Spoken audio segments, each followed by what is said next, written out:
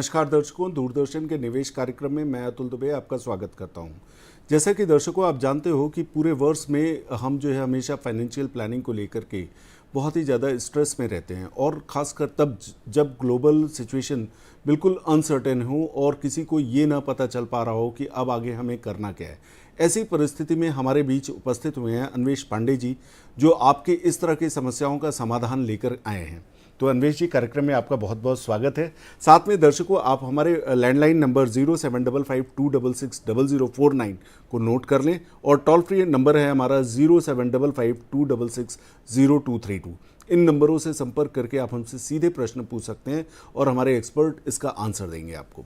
तो चलिए हम अपने कार्यक्रम की शुरुआत करते हैं। सबसे पहला क्वेश्चन हमारा आपसे यही होगा अन्वेश जी, कई बार लोग जैसे यंगस्टर को देखें तो यंगस्टर किसी ना किसी तरह जो बिल्कुल अभी अभी जॉब ज्वाइन किया है वो कहीं ना कहीं पहले छोटी बचत को लेकर के परेशान रहते हैं, लेकिन प्रॉब्लम आती है मीडियोकर जो 35 से 40 वर्ष या 40 से 45 वर्ष वाले हैं। उनको ये नहीं समझ में आता कि अब मैं क्योंकि थोड़ी सी देर हो चुकी है और उनको लगता है कि रिटायरमेंट भी मेरा करीब में है। ऐसे सिचुएशन में अगर वो इक्विटी मार्केट में निवेश करना चाहें म्यूचुअल फंड के माध्यम से, तो वो किस तरह की स्ट्रेटजी बनाएं जिससे उनका निवेश प्रारंभ हो सके? First of all Atul ji, thank you मुझे अपने कार्यक्रम में बुलाने के लिए जी। और जैसा कि आपने एक बहुत ही इम्पॉर्टेंट क्वेश्चन रेज किया कि मिडिल एज इन्वेस्टर जो कि लेट हो गए जी, और वो कैसे अपने इन्वेस्टमेंट की शुरुआत करें इस टर्बुलेंट मार्केट में जो कि कभी ऊपर जा रहा है नीचे आ रहा है, डर का उन्हें काफ़ी डर भी लगता है। बिल्कुल सही बात है। सो इसमें सबसे ज़्यादा ज़रूरी देखने वाली चीज़ ये है कि मिडिल एज इन्वेस्टर हो, यंग इन्वेस्टर हो या ओल्ड एज में हो, सबसे पहले अपनी रिस्क लेने की कैपेबिलिटी को पहचानें। वो अगर आप खुद से नहीं कर सकते हैं, ऑनलाइन टूल्स देख करके भी कन्फ्यूजन है, तो आपके लिए सबसे ज़्यादा इंपॉर्टेंट है किसी वित्तीय सलाहकार की सलाह लें। आप जानें कि आप कितने रिस्क ले सकते हैं। अगर आप ज़्यादा रिस्क ले सकते हैं, आपको आपके फैमिली में ज़्यादा डिपेंडेंट हैं, तो आप कम रिस्क लेने की रिक्वायरमेंट है। तो आप ये समझें कि कितनी रिस्क ले सकते हैं, उस हिसाब से अपने इन्वेस्टमेंट के नज़रिए को बनाएं। आपको कब कब पैसों की ज़रूरत लगने वाली है आने वाले समय में, वो सारी चीज़ें डिसाइड करेंगी कि आपका निवेश किस तरीके का होना चाहिए। रिस्क की तरफ जाना चाहिए, मीडियोकर में कम रिस्क की तरफ रहना चाहिए, और आपको ये भी डिसाइड करना ज़रूरी है कि आपके फंड किस तरीके के होंगे, लार्ज कैप होंगे, मिड कैप होंगे, स्मॉल कैप होंगे। ये सभी चीज़ों का एक कॉम्बिनेशन होगा जिसमें आपको एक वित्तीय सलाहकार की मदद भी लेनी पड़ेगी। बट अगर इसको एक सिंपल तरीके से किसी निवेशक को समझना है कि उसने अभी तक निवेश नहीं शुरू किया है जी, तो सबसे पहले अपनी रिस्क प्रोफाइल करें, समझें कि आप कितना पैसा, कितना बजट निकाल सकते हैं, आपके लक्ष्य क्या है, आप किस चीज़ के लिए निवेश करना चाह रहे हैं, उसमें कितनी समय सीमा है आपके पास में। ये जब आप एक बार निश्चित कर लेंगे तब आपको इसके सॉल्यूशन पता चलने शुरू होंगे कि कितना अमाउंट इन्वेस्ट करें और किस जगह पर करें। क्या निवेश करने के पहले समय की कोई भूमिका है? जैसा कि आपने कहा कि जितना समय है उसके हिसाब से वो अपना प्रोफाइलिंग करे। बहुत ज़्यादा सर जी, उसके बारे में जानना चाहेंगे। बहुत ज़्यादा। एग्जाम्पल के तौर पे मैं आपको बताऊं कि अगर कोई पेरेंट है और उनको अभी एक जस्ट बॉर्न बेबी हुआ है जी, वो अपने बच्चे के उज्जवल भविष्य की या आगे की पढ़ाई के लिए अगर कुछ पैसे जोड़ना चाहते हैं तो उनके पास में मान लीजिए 17-18 साल का समय है, क्योंकि वो हायर एजुकेशन के लिए 12th पास करते करते 17-18 साल के हो चुके उसे लग जाएगा। बिल्कुल सही तो बात है। एक छोटा निवेश करके भी वो अपने बच्चे के आने वाले समय के लिए बड़ा पैसा जोड़ पाएंगे। ऑन द कॉन्ट्ररी एक ऐसे, आपने जैसे पिछले एग्जाम्पल में बात करी 45 साल के आसपास के जो इंसान है, उनके बच्चे हो सकता है ऑलरेडी 12th में, और अब वो अगर जाकर के सोच रहे हैं कि मुझे हायर एजुकेशन के लिए पैसा जोड़ना है, तो उन्हें बहुत बड़ा पैसा डालना पड़ेगा निवेश करने के लिए। तो अगर हम सही समय पे टाइम की इंपॉर्टेंस को जान जाए तो वो बहुत ज़्यादा ज़रूरी है। तो मतलब आपकी बात का लबोलुआब ये निकल करके आया है कि अगर आपने सही समय पर स्टार्ट कर दिया तो आपको राशि के लिए स्ट्रगल नहीं करना पड़ेगा। बिल्कुल सही कह रहे हैं, है ना? वहां पे जो है कम राशि में भी आप अपने गोल और टारगेट को अचीव कर लेंगे। बिल्कुल, जो आपका ऑब्जेक्टिव है उसकी पूर्ति हो जाएगी। बिल्कुल सही कह रहे हैं। और अगर आपने समय निकल जाने के बाद प्लानिंग स्टार्ट किया तो आपको उसी कॉर्पस को इकट्ठा करने के लिए भारी भरकम राशि, देखिए, हो सकता है ज्यादातर लोगों के लिए वो पॉसिबल भी ना हो और आपको बैंक से लोन का सपोर्ट लेना पड़े। बिल्कुल सही बात है। क्योंकि अगर आज की डेट में जो हायर एजुकेशन की कॉस्ट हो गई है हमारे यहाँ पे, या कुछ पेरेंट्स अपने बच्चों को फॉरेन भेजना चाहते हैं, वहाँ की जो कॉस्ट है, तो अगर हम बोलें कि 1 या 2 साल में आपको वो बड़ी राशि को जोड़ना है तो ये वर्चुअली एक तरीके से इम्पॉसिबल टास्क लगेगा। पॉसिबल सा हो जाता है। और अगर आप लोन के उसमें गए तो फिर जाहिर सी बात है आपको वहाँ पे रेदर देन इंटरेस्ट लेने के इंटरेस्ट देना पड़ता है। बिल्कुल बिल्कुल। तो बिल्कुल सही बात है। लेकिन अन्वेष जी, ये देखा गया है कि अभी जैसे पिछले 2 वर्षों में देखा जाए मार्केट में काफ़ी उतार चढ़ाव रहा जी। और अगर कोई भी निवेशक ने पैसा निवेश भी किया तो उसको जो है उतने रिटर्न नहीं मिले जो एक नॉर्मल एक्सपेक्टेशन रहती है। तो ऐसी सिचुएशन में जनरली कहा जाता है कि जब मार्केट अनिश्चित है तो शेयर्स के भाव ऊपर नीचे होते हैं, हमारा रिटर्न भी डूब सकता है। और चूंकि म्यूचुअल फंड शेयर मार्केट में ही निवेश करता है जी। तो ऐसी सिचुएशन में अगर देखा जाए तो क्या निवेशकों के मन में डर पैदा होना लाजमी है या उनके लिए कोई और स्टेटमेंट है आपके पास जिससे उनका कॉन्फिडेंस बिल्ड हो? देखिए, आपका ये जो सवाल है ये गंभीर है उन निवेशकों के लिए जिन्होंने जो नए नए आए। हाँ, क्योंकि उनके मन में सबसे बड़ी ये दुविधा आ गई है कि यार इससे तो अच्छा होता कि मैं एक फिक्स डिपॉजिट कर लेता हाँ, और उसी में मुझे कुछ ब्याज मिल जाता। बिल्कुल। पर आपको ये समझना पड़ेगा कि इंडिया की इकोनॉमी एक ग्रोथ इकोनॉमी है। हाँ, और अगर आप किसी 2 साल या 3 साल के पीरियड से घबराएंगे तो आप स्टॉक मार्केट में या म्यूचुअल फंड में, जो कि अल्टीमेटली स्टॉक मार्केट में इन्वेस्ट करता है, उससे आप देखेंगे हर जगह, मतलब किसी भी एडवर्टीजमेंट के बाद में ये कहा जाता है कि इसमें रिस्क तो है पर ये लॉन्ग टर्म का इंस्ट्रूमेंट है।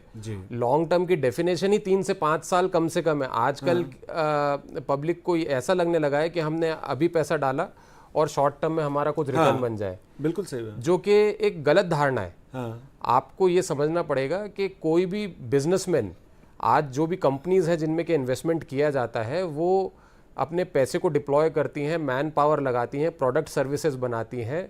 वो मार्केट में जब जाता है तब जाके प्रॉफिट बनता है। उनको अपना प्रोडक्ट मार्केट में लाने के लिए या पहचान बनाने के लिए एक लंबा समय लगता है। जी, लंबा समय लगता है। और इससे पहले दर्शकों को आपके ये भी समझना होगा, निवेशकों को, कि काफ़ी ज़्यादा रिटर्न बना था कोविड के बाद 2 से 3 साल। तो ये ज़रूरी था कि कुछ पीरियड का कंसोलिडेशन भी हो। हमारे बाजार महंगे हो गए थे और हमें ये भी समझना पड़ेगा कि आज हम एक ग्लोबल दुनिया में रहते हैं। ग्लोबल वर्ल्ड एआई की ट्रेड की तरफ जा रहा है। हमारे यहाँ पे कंपनियों की कुछ कमी थी कि जो एआई में इन्वेस्टमेंट्स में हम लोग कंपैरेटिवली डिले रहे। तो इस कारण से कुछ कंपनियों में हमारे रिटर्न्स इमीडिएटली नहीं आए। लार्ज कंपनीज में इसीलिए लोगों को रिटर्न पिछले 2 साल में नहीं मिला। पर आप देखिए कि काफ़ी कंसोलिडेशन हुआ है।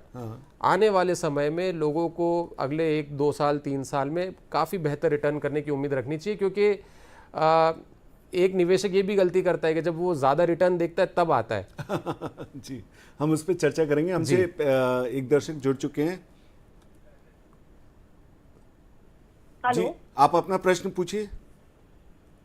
हाँ जी, मेरा नाम अभिलाषा है जी। और मेरा क्वेश्चन ये है कि अगर हमें बच्चों के लिए कुछ जल्दी प्लान करना हो तो हमें किस हिसाब से अपना इन्वेस्टमेंट प्लान करना चाहिए? जी, इनका प्रश्न, और क्या करेक्ट एज है और कितने ड्यूरेशन तक उसको प्लान करना चाहिए? जी, इनका बड़ा सिंपल सा प्रश्न है कि हमें कब से स्टार्ट करना चाहिए देखिए, बच्चों के लिए। पहली चीज़ तो मैं मैडम को ये बताना चाहूँगा कि बच्चे ना हुए हो, फैमिली प्लानिंग के पहले भी बच्चे के लिए सेविंग शुरू की जा सकती है म्यूचुअल फंड में। ऐसा कोई ज़रूरी नहीं है मतलब कि म्यूचुअल फंड एज निर्धारित नहीं है। एज निर्धारित नहीं है। देखिए, छोटा निवेश लंबी अवधि। मैडम अगर ये अपने टारगेट में रखेंगे, मूल मंत्र समझेंगे, तो इंडियन स्टॉक मार्केट ने पिछले 30-35 साल में 15% की कंपाउंडिंग करी है। जी जी। मतलब आप देखिए कि वर्ल्ड के जो सबसे बड़े निवेशक हैं वॉरेन बफेट, वो भी 18 से 20% की कंपाउंडिंग कर पाए। तो हमारे तो पूरे मार्केट ने 15-16% की कंपाउंडिंग करी है 35 साल तक। तो अगर ये अपने बच्चे के लिए अगर कुछ निवेश करना चाहते हैं तो इन्होंने अपना पॉइंटेड सवाल नहीं रखा, वरना हम उसको और डिस्कस कर सकते थे। बट अगर वो 1 साल 2 साल या 3-5 साल के आसपास के हैं तो वो एक 4 से 5 हज़ार रुपए की महीने की SIP भी शुरू अगर कर देते हैं तो और सफिशिएंट कॉर्पस उनका 1 करोड़ के आसपास आराम से अगले 12-13 साल में जमा हो जाता। बिल्कुल सही बात है। तो मतलब जैसा कि अपन पहले भी चर्चा कर चुके हैं कि आपने कहा कि लंबी अवधि पे फोकस जी हाँ, करिए। जी हाँ। कॉर्पस छोटा रहेगा, आपका इन्वेस्टमेंट अमाउंट छोटा रहेगा, जी हाँ। लेकिन अगर टाइम सफिशिएंट मिल गया तो वो एक अच्छा खासा रिटर्न दे देगा। जी हाँ, और एक आपकी- और चीज़ इसमें मैं ऐड करूँगा अतुल जी। जी चूंकि मैं एज्यूम कर रहा हूँ कि इनके बच्चे छोटे होंगे, ये स्मॉल कैप फंड को भी चूज कर सकते हैं। जी स्मॉल कैप फंड को चूज करने में वो ऐसी कंपनियों को अपने पोर्टफोलियो में रखते हैं जो कि अभी लंबी साइज अवधि में में, छोटी हाँ, हैं, लेकिन और उनका रिटर्न का मल्टीप्लायर इफेक्ट बहुत ज़्यादा आता है। बहुत अच्छा होगा। बिल्कुल सही बात है। तो वहां क्योंकि ड्यूरेशन ज्यादा मिल गया तो आप रिस्क भी ले सकते हैं। जी हाँ, जी और चूंकि जैसा कि आपने बताया कि स्मॉल कैप रिस्की फंड होगा, लेकिन फिर भी चूंकि वहां पे एक अपन एज्यूम करके चल रहे हैं कि इनके बच्चे छोटे काफी हैं। छोटे हैं, तो उनको एक सफिशिएंट टाइम मिल जाएगा फंड को ग्रो करने के लिए। बिल्कुल सही। तो जैसे आपने बच्चों के लिए बताया, वैसे ही सीनियर सिटीजन के लिए भी एक चैलेंज आता है, क्योंकि सीनियर सिटीजन कई गलतियां कर चुके होते हैं। जी हाँ, और वो उस समय उस पड़ाव पर खड़े होते हैं जहां पर उनको बहुत कुछ मैनिपुलेट करके या बहुत कुछ पॉलिश करके अपनी लाइफ को और आगे बढ़ाना रहता है। जी हाँ। तो उनकी फाइनेंशियल प्लानिंग में किस तरह की सावधानियां रखनी चाहिए या किस तरह के कंपोनेंट को ऐड करना चाहिए? देखिए, बहुत ही इम्पोर्टेंट सवाल है सीनियर सिटीजन के लिए, क्योंकि इस क्वेश्चन का आंसर करने के पहले मैं आपको एक चीज़ ये बताना चाहूँगा कि सीनियर सिटीज़न उस एज के पड़ाव पर हैं जहाँ पर कि उन्हें दोबारा उस कॉर्पस को खड़ा करने का मौका नहीं मिलेगा जो शायद उन्होंने इकट्ठा कर लिया है। तो उनको अपना कदम फूक फूक करके रखना है, पहली चीज़। दूसरी चीज़ ये इंपॉर्टेंट है कि उनको मंथली रिक्वायरमेंट होती है, क्योंकि उनके कोई अगर रूटीन आमदनी नहीं है या अगर पेंशन नहीं है, ये अगर मान के चलें, तो उनको अपने निवेश को ऐसी जगह इन्वेस्ट करना है जो कि लॉक इन ना हो, किसी तरह के इंश्योरेंस स्कीम में ना हो। क्योंकि अगर एक बार पैसा लॉक इन चला गया तो अगर उनको कोई इमरजेंसी भी होगी तो पैसा नहीं निकल पाएगा उस समय जो है उनको। जी हाँ। तो अब ऐसे म्यूचुअल फंड की बहुत सारी स्कीम्स हैं जो कि डिविडेंड ऑप्शन के साथ में है, या फिर आप इस तरीके से समझें कि डिविडेंड ऑप्शन अगर उनको रूटीन में नहीं भी चाहिए पर उसमें लिक्विडिटी ऐसी रहती है कि वो जब चाहे अपने पैसे को निकाल सकते हैं। मिसाल के तौर पे अगर देखें तो डेट फंड्स में वो अपने पैसे को रखें। हाँ, हम एक इसी चर्चा को जारी रखेंगे। रुकते हैं एक ब्रेक के लिए, ब्रेक के बाद फिर हम अपनी चर्चा को जारी रखेंगे आपके साथ। पेश है महिंद्रा ट्रैक्टर्स की नई टफ रेंज। इसमें है best in class max torque और बैकअप टॉर्क जो दे से पहलवान वाला दम। महिंद्रा ट्रैक्टर्स, टॉर्क में नंबर 1, टफ हर दम। संपूर्ण श्री रामचरितमानस के 83वें एपिसोड में आपने राजा प्रताप भानु द्वारा मांगे गए वरदान और उसके दुष्परिणाम की कथा सुनी। आगामी एपिसोड में मानस मर्मज्ञ डॉक्टर कुमार विश्वास जी कपटी मुनि द्वारा राजा प्रताप भानु के समक्ष रखी गई शर्त की चर्चा करेंगे। तो चलिए हम सब श्री रामचरितमानस की इस अद्भुत भाव रस संगीत यात्रा के सहभागी बने। पेश है महिंद्रा ट्रैक्टर्स की नई टफ रेंज। इसमें है best in class max torque और बैकअप टॉर्क जो दे से पहलवान वाला दम। महिंद्रा ट्रैक्टर्स, टॉर्क में नंबर 1, टफ हर दम। ब्रेक के बाद आपका कार्यक्रम में फिर से स्वागत है। चर्चा को हम जारी रखते हैं। आपने डिविडेंड की जो बात कही, डिविडेंड किस तरह से उनको मिल सकता है और उस पर टैक्सेशन किस तरह से लागू होगा, इसके बारे में हम आपसे जानना चाहेंगे। देखिए, अगर जिस टैक्स स्लैब में कोई भी इंडिविजुअल फॉल करता है सीनियर सिटीजन, तो उन्हें टैक्स तो देना होगा। हाँ, डिविडेंड की इनकम में वो टैक्स से बच नहीं सकते पहली चीज। पर किसी भी तरह की इनकम अगर आपको प्राप्त हो रही है तो आपको टैक्स तो पे करना पड़ेगा। क्योंकि कुछ समय पहले तक इंडिया में ऐसे लॉ थे जिसमें डिविडेंड के ऊपर टैक्स नहीं लगता था। पर अब सीनियर सिटीजन को इस तरीके से देखना चाहिए कि अगर उनकी और किसी तरीके की इनकम नहीं हो रही है, पेंशन इनकम नहीं है और वो सोनली इस इनकम पे डिपेंडेंट है, तो 12 लाख तक तो वैसे ही कोई टैक्स नहीं है। हाँ। तो सबसे अच्छी चीज़ ये है कि अगर वो डिविडेंड इनकम के ऊपर डिपेंडेंट है तो 12 लाख रुपए तक की इनकम के ऊपर उनको कोई टैक्स नहीं देना है। उसके ऊपर जिस टैक्स स्लैब में वो आते हैं उस टैक्स स्लैब के ऊपर उनको पैसा टैक्स देना पड़ेगा। स्मार्ट चीज़ वो ये कर सकते हैं कि अपने इन्वेस्टमेंट को अपने और अपनी वाइफ के नाम पे डिवाइड कर लें। उस डिवाइड करने से ये होगा कि टैक्स ऑब्लिगेशन डिवाइड हो सकता है, थोड़ा सा वो सेपरेट हो जाएगा, सेपरेट हो जाए। जी हाँ, दोनों का सेपरेट हो जाएगा। और जहां तक म्यूचुअल फंड में इन्वेस्ट करने के प्लान्स अवेलेबल हैं, देखिए म्यूचुअल फंड तो एक ऑप्शन है ही है, वो कई बार कंपेयर करते हैं कि बैंक फिक्स डिपॉजिट अच्छा है, सीनियर सिटीजन सेविंग स्कीम अच्छा है या म्यूचुअल फंड अच्छा है। जी जी तो म्यूचुअल फंड में इक्विटी का रिस्क उन्हें कितना लेना है ये उनको अपने वित्तीय निर्धारित सलाहकार करना पड़ेगा। के साथ में बैठ करके निर्धारित करना पड़ेगा। उनकी क्या क्या ऑब्लिगेशन है, मेडिकल हेल्थ कैसी है, जी जी क्योंकि ये सब चीज़ें डिसाइड करेंगी और आने वाले समय में उनको पैसे की जरूरत कितनी पड़ सकती जी है। हाँ। तो इमरजेंसी फंड काइंड ऑफ जो है उनको सोचना जी पड़ेगा। हाँ, सोचना पड़ेगा जी। और इसी तौर पे उनको अपने म्यूचुअल फंड को डिसाइड करके चाहे बैलेंस एडवांटेज फंड में अपने पैसे को रखें या फिर डेट ओरिएंटेड फंड में रखें, वो उनके लिए एक ज़्यादा उपयोगी सलाह होगी। जी, कई बार जो है ऐसा भी हमसे एक दर्शक जुड़ चुके हैं। जी, आप अपना प्रश्न पूछिए। हाँ जी, जी। सर मैं ये पूछना चाह रही थी, मैं यशिता दवे बोल रही हूँ मंदसौर से। ओके। ये जो म्यूचुअल फंड है मिनिमम कितना से हम कर सकते हैं शुरुआत? निवेश स्टार्ट कर सकते हैं, बिल्कुल। आपकी उम्र कितनी है? मेरी ये 62 रनिंग है सर। अच्छा, 52 रनिंग है और वो म्यूचुअल फंड में निवेश अपना स्टार्ट करना चाहती हैं, तो कितनी राशि से वो अपना निवेश आरंभ करें? इनके गोल के बारे में नहीं बताया इन्होंने। अतुल जी देखिए, फिर मैं ये कहूँगा कि म्यूचुअल फंड हिंदुस्तान में एक ऐसा प्रोडक्ट है जिसमें 100 रुपए से निवेश शुरू किया जा सकता है। माइक्रो SIP नाम का एक प्रोडक्ट लॉन्च किया जा चुका है, हर म्यूचुअल फंड कंपनी के पास में है और मात्र 100 रुपए महीने से या डेली से अपना निवेश शुरू किया जा सकता है। आपके दर्शक इसको कर सकते हैं। हाँ, अगर आपने अपना गोल बताया होता तो शायद आप और अच्छी हम सलाह और दे अच्छे से बताते कि उनको कितना करना चाहिए, क्योंकि एक निश्चित हो जाता है ना कि इतने समय में अपने को इतनी राशि, तो कोई ना कोई एक चीज आपको बढ़ानी है। जी हाँ, या तो आप अपनी ड्यूरेशन को बढ़ाएं या तो आप अपनी राशि को बढ़ाएं। तो उससे जो है दूसरा एक और चीज अतुल जी बताना चाहूंगा कि म्यूचुअल फंड कोई भी ऐसा बाध्यकारी इंस्ट्रूमेंट नहीं है कि आपने कोई स्टार्ट कर दिया और आपको बीच में स्टॉप करना है, ब्रेक करना है, नहीं दे पा रहे हैं तो आपको कोई पेनल्टी लगा देगा। जी जी,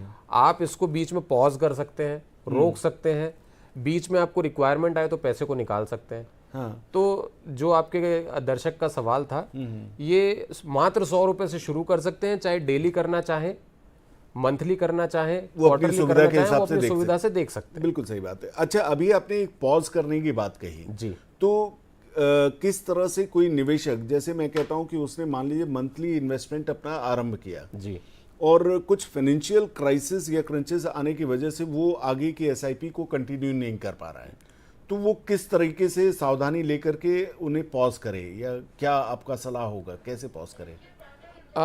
देखिए ये हमसे एक दर्शक जुड़ चुके हैं, AK पांडे जी, उसके बाद हम आपसे उत्तर लेते हैं। जी पांडे जी नमस्कार, आप अपना प्रश्न पूछिए। मेरा प्रश्न ये है कि पोस्ट रिटायरमेंट में का जो फंड्स आता है गवर्नमेंट का, हाँ जी, प्रश्न पर टीवी का वॉल्यूम कम कर लें आप। पोस्ट रिटायरमेंट फंड्स, टीवी का वॉल्यूम कम कर लेंगे तो आपको हमारी आवाज क्लियर आएगी। जी हेलो, हाँ पूछिए प्रश्न। हाँ, पोस्ट रिटायरमेंट फंड्स जो आता है वो तकरीबन मतलब 50 लाख मिला है मुझे जी। उसका निवेश कैसे करें म्यूचुअल फंड में? जी, इनका प्रश्न, आपके कोई गोल ऑब्जेक्टिव्स हैं क्या जिनको आप पाना चाहते हैं, या केवल रिटर्न चाहते हैं आप? पांडे जी, आपको हमारी आवाज आ रही है क्या? लगता है वो उनसे संपर्क टूट गया है। उनका प्रश्न बड़ा सीधा सा था कि 50 लाख रुपए वो आफ्टर रिटायरमेंट पाए हैं। जी। मैं समझता हूं कि रिटायर होने के बाद सभी को ये रहता है कि भाई हमें एक नियमित आय मिलती रहे और हमारा जो बचा हुआ राशि रहेगा वो हम अपने सक्सेसर को दे जाएंगे। जी जी। तो उसके लिए आप क्या मैं एज्यूम करता हूं कि रिटायर हुए हैं तो थोड़ा कंजर्वेटिव अप्रोच होगा। बिल्कुल सही बात है। इस अजम्पशन को मानते हुए मेरा ये एडवाइस रहेगा कि एक बैलेंस एडवांटेज फंड ये चूज कर सकते हैं और थोड़ा पैसा FD में भी रखें, अपने कोई इमरजेंसी को ध्यान में रखते हुए। बाकी 70 to 80% एक या दो बैलेंस एडवांटेज फंड में अगर ये डिवाइड करेंगे, जिसमें नॉर्मली 60-40 का रेशियो होता है, मतलब 60% डेट फंड होते हैं और 40% इक्विटी रहता है, लार्ज कैप इक्विटी रहता है, तो उसमें इतनी वोलेटिलिटी नहीं रहती मार्केट की। और उससे ये उम्मीद कर सकते हैं कि तकरीबन 9 से 10% के आसपास का लॉन्ग टर्म में 3 से 5 साल अगर बने रहेंगे तो साल दर साल रिटर्न पा सकते हैं जी। ये एक एफडी से बेहतर रिटर्न भी होगा और इनको बीच में उसमें डिविडेंड ऑप्शन ले लेंगे तो मंथली इनकम भी इसमें से मिलती रहेगी। जी, एक छोटे से ब्रेक के लिए रुकते हैं और ब्रेक के बाद फिर हम अपनी चर्चा को जारी रखेंगे। जी। पेश है महिंद्रा ट्रैक्टर्स की नई टफ रेंज। इसमें है best in class max torque और बैकअप टॉर्क जो दे से पहलवान वाला दम। महिंद्रा ट्रैक्टर्स, टॉर्क में नंबर 1, टफ हर दम। ब्रेक के बाद कार्यक्रम में आपका फिर से स्वागत है। पांडे जी, कई बार ऐसा देखा गया है कि जैसे हम शेयर ट्रेडिंग करते हैं तो शेयर ट्रेडिंग में अगर वॉलेटिलिटी रहती है मार्केट में तो हम स्टॉप लॉस लगा करके उस सौदे से एग्जिट हो जाते हैं जी। तो म्यूचुअल फंड में पोर्टफोलियो बनाने के बाद या हम निवेश करने के बाद ऐसा कोई समय आता है क्या कि हम उससे एग्जिट हो सकें या उसमें ऐसी वॉलेटिलिटी जैसे पिछले 2 वर्षों में हमें रिटर्न नहीं मिला तो हम वहाँ पर भी स्टॉप लॉस जैसा कुछ रख सकते हैं क्या जिससे हम बाहर हो जाएं?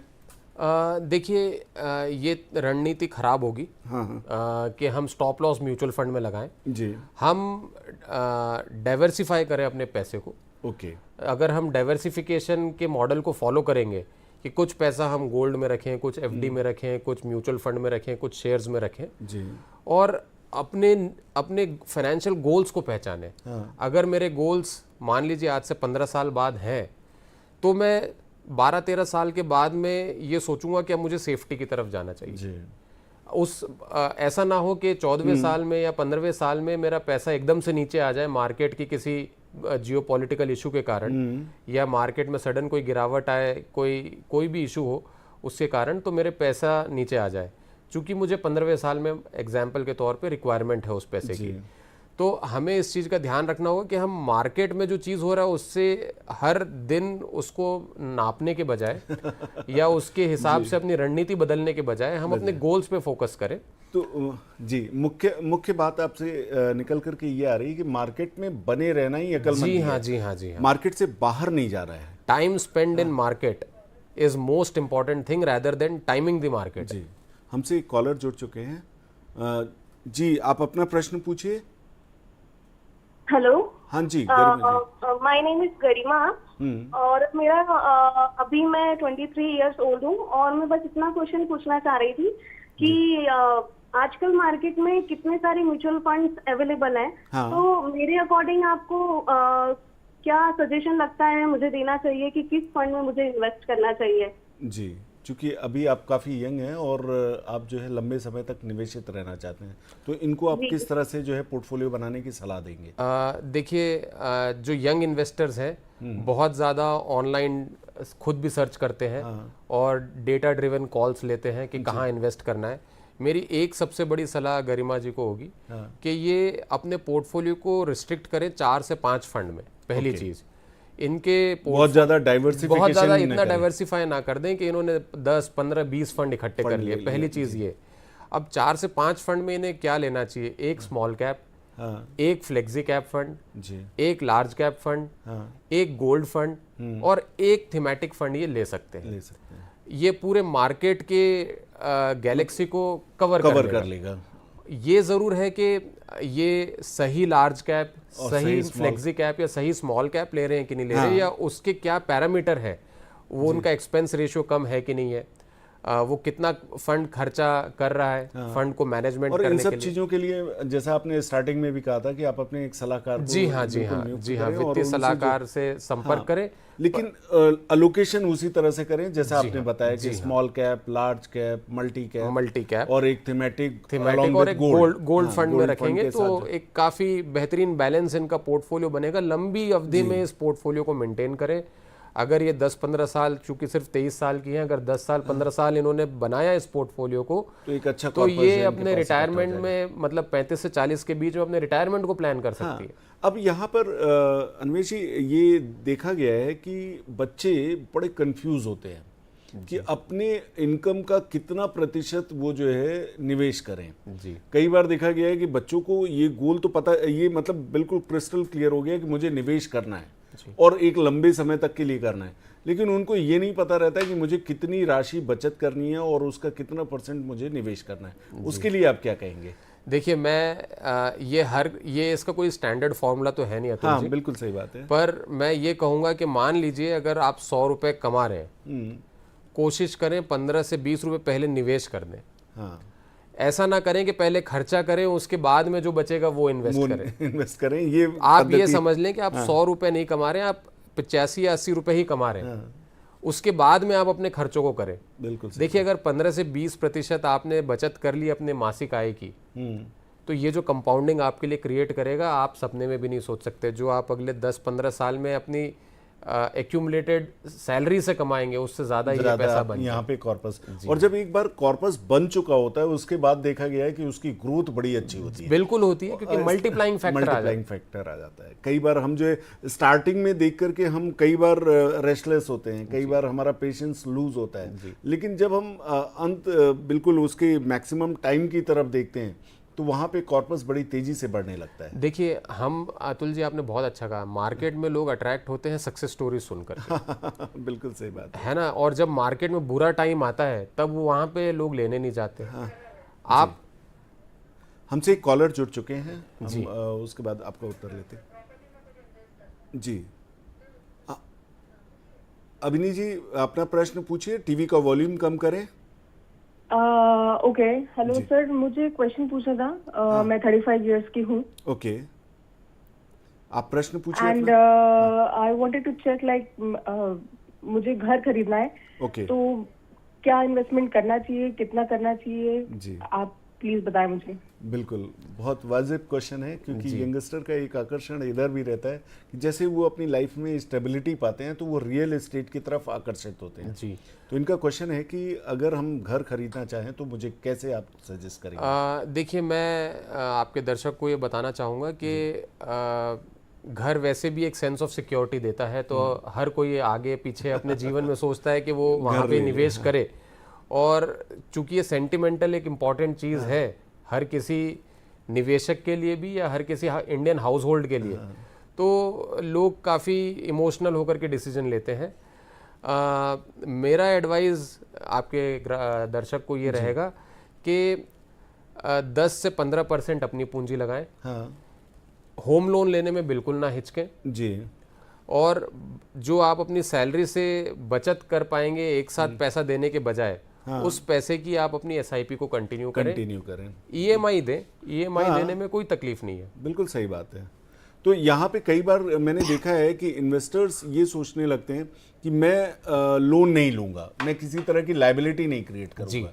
लेकिन अगर आपने जैसा बताया है वो बहुत अच्छी बात है कि कई बार हम लोग जो है लोन लेकर के लायबिलिटी क्रिएट कर लें, और क्योंकि उसका रेट ऑफ इंटरेस्ट और आरओआई म्यूचुअल फंड का ज्यादा होता है, तो और लंबे समय में आपको कभी भी एसेट क्रिएट करने में अगर लोन लेना पड़े तो उसके लिए कभी घबराना नहीं चाहिए। क्योंकि आप समय का अभाव है। हम 30 सेकंड में आपसे ये जानना चाहेंगे कि आप हमारे दर्शकों को क्या संदेश देंगे जिससे वो वेल्थ क्रिएट कर सकें अपने भविष्य में। देखिए सबसे इम्पॉर्टेंट चीज़ है कि इंडिया मार्केट एक ग्रोथ ट्रेजेक्टरी पर है जी। अगर आप चाहते हैं कि आप इस ग्रोथ में पार्टिसिपेट करें तो म्यूचुअल फंड एक सबसे आसान तरीका है कि आप अपना कुछ पैसा महीने के महीने इसमें निवेश करें, और आने वाले समय में आप देखेंगे कि आप खुद के लिए और देश के लिए कितनी बड़ी वेल्थ क्रिएट कर पाएंगे। बिल्कुल सही बात है। तो इसी के साथ कार्यक्रम में आने के लिए आपका बहुत बहुत आभार, धन्यवाद। तो दर्शकों, आपने देखा कि जैसा हमारे एक्सपर्ट ने बताया कि आप म्यूचुअल फंड में निवेश करें। क्यों, ये सभी जगह आपने देखा भी होगा म्यूचुअल फंड है तो सही है, ये दोनों तरीके से आपको निवेश करने के लिए प्रेरित करता है। अगर आपके पास लमसम पैसा है तो आप लमसम फॉर्म में जा सकते हैं, आपके पास इंस्टॉलमेंट में पैसे आ रहे हैं तो आप एसआईपी के माध्यम से भी निवेश कर सकते हैं। इसी के साथ हम अपने कार्यक्रम को समाप्त करते हैं। अगले सप्ताह फिर हम मिलेंगे, नए टॉपिक पर फिर चर्चा करेंगे। तब तक के लिए हमें आज्ञा दें।